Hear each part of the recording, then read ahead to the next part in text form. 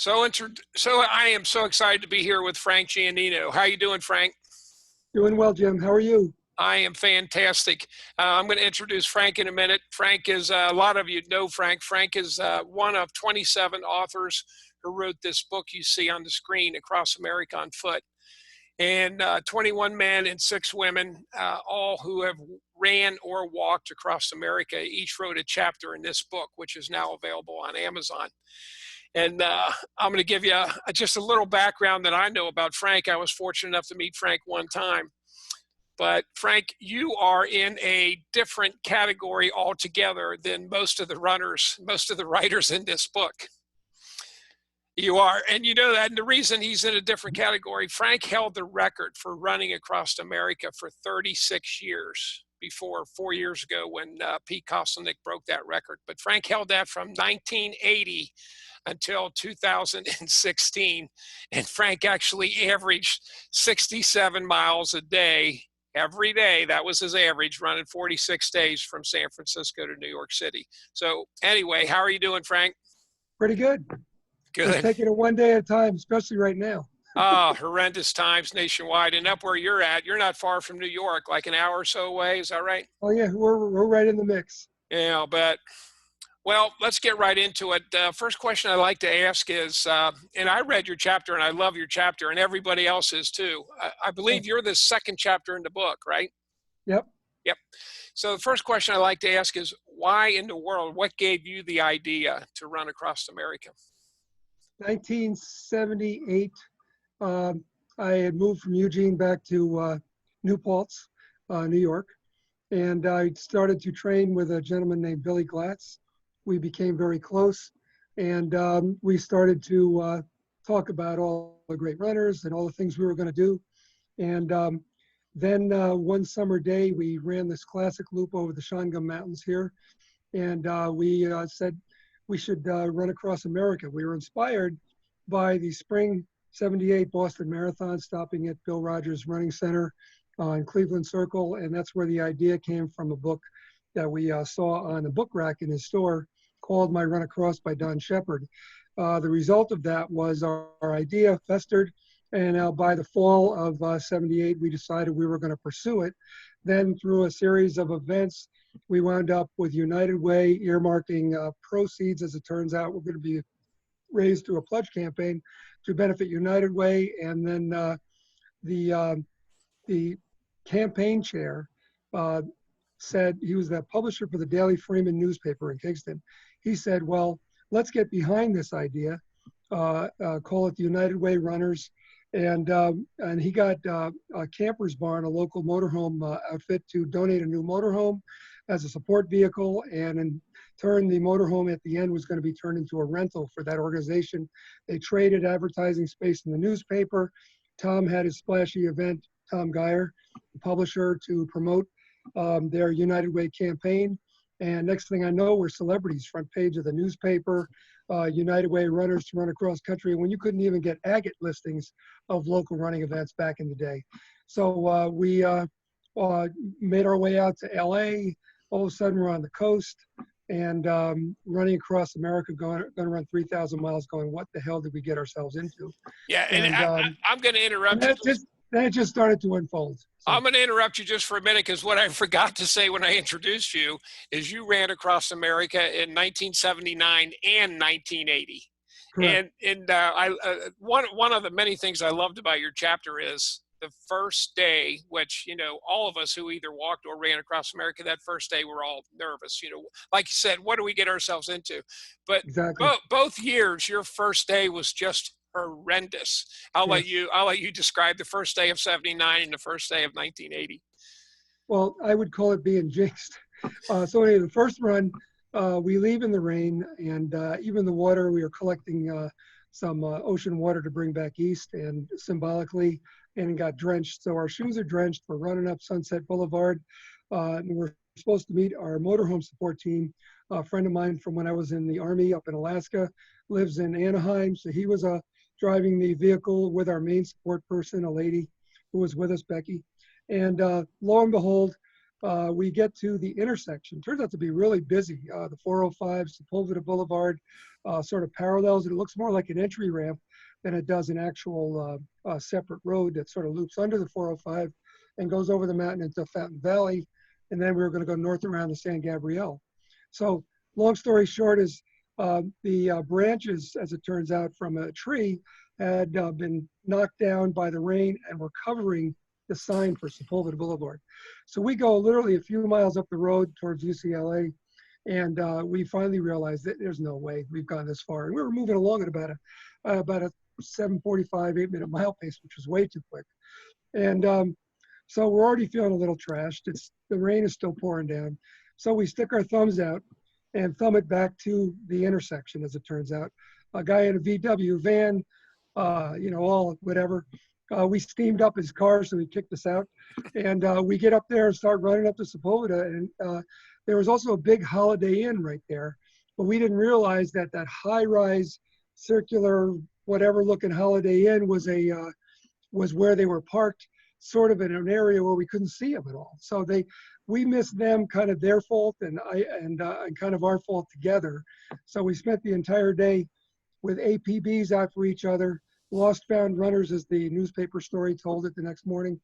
We wind up 50 miles later with no support, no money. We actually scrounged for money in a diner or some food.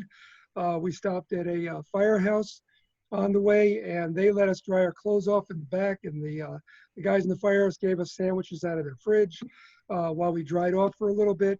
So, we survived the day, kind of trashed at the end, and then the crew gets together, our support team and us, at a police station, and we wind up having what turned out to be a heated argument, but quickly enough it did resolve itself, and we got ready for the next day. And it rained all day, right? Didn't you say it rained all day? It rained on and off for the first, I'd say, 20, 25 miles, and then it wasn't bad after that. So that was 1979. Tell them what happened. Tell them what happened on the second run, on your first day again. The second run, this time we're really well organized. We had the credibility of the first run. United Way of Tri-State was involved instead of just United Way of Ulster County, New York. And we had contacted the California College of Podiatric Medicine. They sent their 40-foot pod mobile, just like they use for the Beta Breakers in many events in town. They also sent their pod squad running team of future podiatrists to run out of town with us, along with a biomechanics professor, Dr. Richard Bogdan. So we had all these people with the pod squad and us running with us as we were leaving City Hall steps to go to Sausalito across the Golden Gate Bridge, the whole thing. And long story short is we're halfway across the bridge. There's a commotion up ahead, and it turns out a guy's trying to commit suicide off the lower rampart. So all of us who were running across the bridge leaped across several lanes of traffic to the other side without missing a beat. And we ran across down under the bridge, of course, the bike path up into Sausalito. And later on, 2 hours later up the bike path, a guy on his bicycle saw us while he was out for a ride. And he says, "Oh, you're the guy I saw during the news this morning." He said, "Did you hear about the jumper?" And I go, "No, what happened?" He says, "The guy waited for his spouse to show up, looked up at her, and committed suicide." Horrendous. Talk about laying the ultimate guilt trip on your. Oh. So both runs really started out quite jinxed. In each case, each run we had to figure it out. The daily routine, what my body could handle. The support was critical. It seems like every crosser I've ever talked to who's done similar type things, Dave McGillivray, Marshall, the whole crew, we all kind of talk about the same thing. And that was our support team. Our support team turned out to be the most critical element of the whole thing. We knew what we were capable of, and we'd figure it out being out there, but these people had to believe in us, stay with us, and really is a huge element of luck in all that, your ability to communicate effectively with them, and at the same time, them staying interested in what you're doing. So. Well, I say, and just like you said, whenever I talk to a crosser, and I said all the way across on mine that the job of my support driver was way harder than what I was doing. Excellent. That's how I feel. because all I had to do was run. All you had to do was run. Now you were running more than twice as far as I was, I but was pretty they had to consistent. go up and they had to wait and they had to find food and they had to find us. And when I did it, and when most of us in this book did it, there were cell phones. And Yes, back in your day, there was no way to get in touch with anybody. there was nothing. Yeah. I So wasn't wealthy enough, so I had to have a like the old portable type in your trunk type cell phone. Back in the day, there was very expensive ways to do it, but we weren't quite portable back then. So your second year, 1980, was the record breaking run, and that was 46 days and 67 miles a day average. Yeah. What was 1979? What did you average that year? Well, that was an itinerary that I was committed to, 50 miles a day. So the goal, as we were planning this late 1978 into the spring of 79, it became 50 miles a day was like a random number. We didn't know what we were doing. We knew others had done it, and we just said we can do this. I really did not. I did not run ultra marathon back then. I was a marathoner. My obsession was to break 240. I did a 239 in Baltimore in 75. I cherished those moments when I was able to go out and do 150, 150 hour and 50-minute 20-mile runs, always trying to make up those few seconds you were losing on the mile that you lost it, and running with a group of people. And that's where my head was at. It was really the marathon lifestyle. The whole cross America thing kind of just birthed out of it by purely being passionate. So, Getting so up in the morning, running 18 to 20 miles in the morning every day, and then more often than not, an afternoon run with a group of people in our fledgling little running store in New Paltz, New York back then. so it sounds like you weren't an ultra runner. Was 26 miles the Now, longest distance you had done in one day before you took off? And I did it. We did a 32, 37, 32, and 32 from Middletown to from New Paltz to Albany, and that was the most I'd done. But those were just training runs, and we were moving, like I said, 7:30, 8-minute mile pace through wow. each of those days. And we already, based on the shoe technology and how we were feeling, when we went on those longer three runs back to back, we realized there were going to be some lower extremity issues, and I was going to be playing around with heel lifts, lower leg compression, the subtle things you got to do to survive. Well, you were obviously a world-class runner if you ran 230 some marathon a couple years before that. But I not world class. I just well, competitive. to most runners, 230 something is that's world class. The 112. Yeah. So, My landmark race was a 112.05 in the Kingston Half Marathon in the fall of '79. Between my two runs, those 50 miles a day of running really paid off for the following summer and fall. I ran some of the best times of my life. So, how about injuries? What kind of injuries did you have on either run?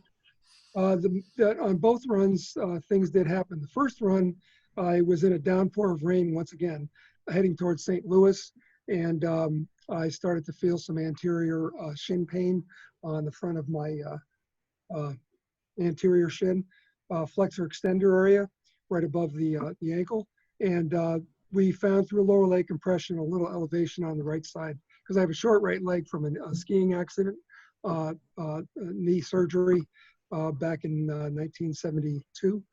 And so I had to deal with that. These imbalances affected both runs, but nothing I wasn't able to overcome. So I took a little time off that day to get to an orthopedic and get some advice, and that worked. As far as you could actually run all day long with subtle modifications to your shoe and survive it. To just accept that you're having a specific pain in your leg as you keep moving out there is wrong. You got to stop down and figure you out. In fact, even before you start these runs, you got to have some kind of a relationship with your body and know how to anticipate and deal with problems that are going to crop up out there. Well, you actually made a career out of that, right? I mean, you've been a shoe fitter ever since. Is that right? For 40 plus years, I've been fitting shoes professionally with orthotics. I'm a pedorthist. We do the whole thing in this store, be way beyond gait analysis and the normal shoe fitting in a running specialty shop. We also do a lot of, orthopedic work with the local healthcare community. So.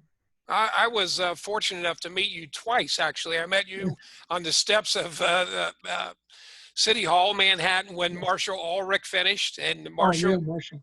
yeah, One of my, Yeah, yeah, what a great great. guy Marshall is. Yes. And then also, and Marshall, I believe, correct me if I'm wrong, I don't remember the year, but I think he averaged 57 and a half miles a day. Yeah, So, he was, you know, Marshall's one of my favorite people. We yes. communicated on his run when he was out there, and doing it later on in life, you got to be one tough individual, and it wasn't easy at that age that when he did it.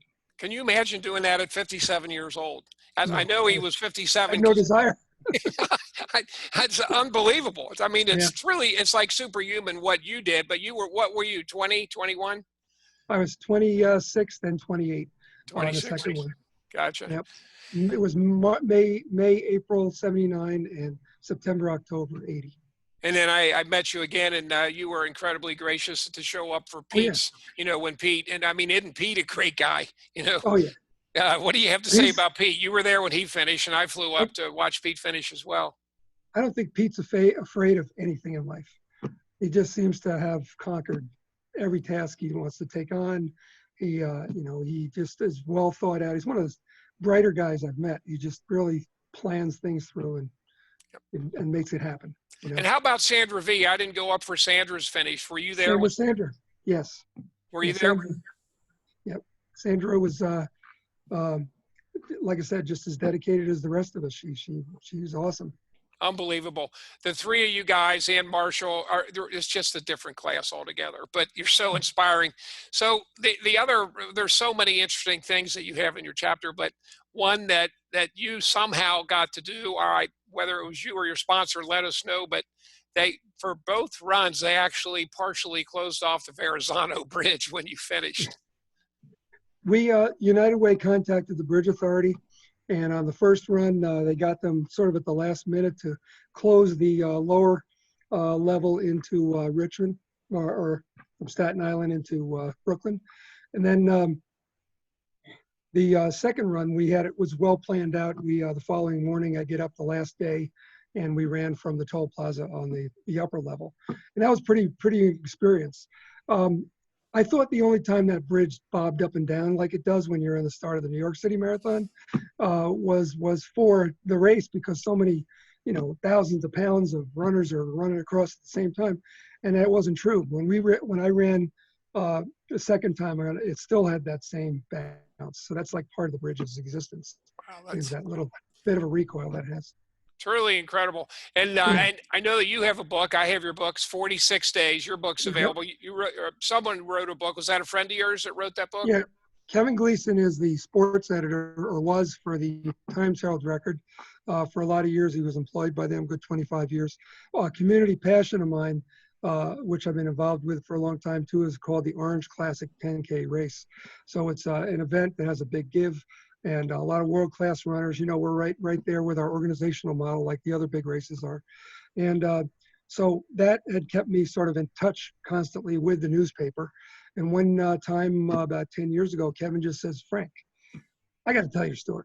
So then we started the long multi-year interview process, where he just dissected every day and moment and piece of my life and my run experiences, and then put it together in a nice little read. I think he did a great job.